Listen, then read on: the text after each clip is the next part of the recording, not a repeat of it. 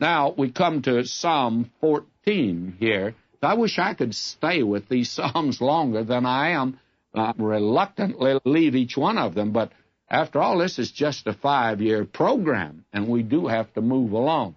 Now, in the 14th Psalm, this is a psalm that you find it actually linked to other psalms.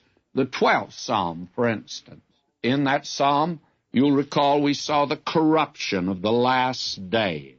The godly man had ceased, it looked like, and the godless was in control of the earth, and corruption and wickedness and lawlessness abounded.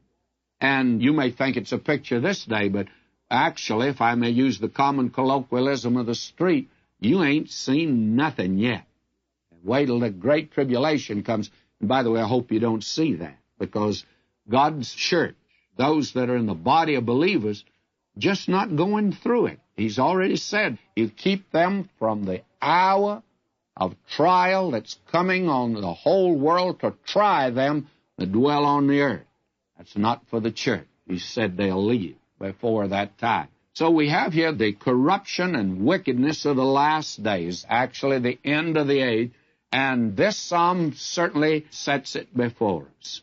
Now, will you notice here that it has a marvelous arrangement, and it has such a fine arrangement made by Bishop Horn that I'm going to use his outline today, and he divides this psalm into 3 parts.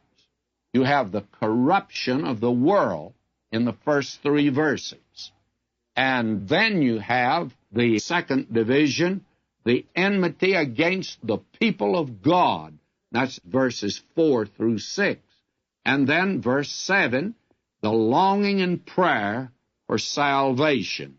Now, this is the picture of this 14th Psalm. You can see it's a very brief psalm, but very important.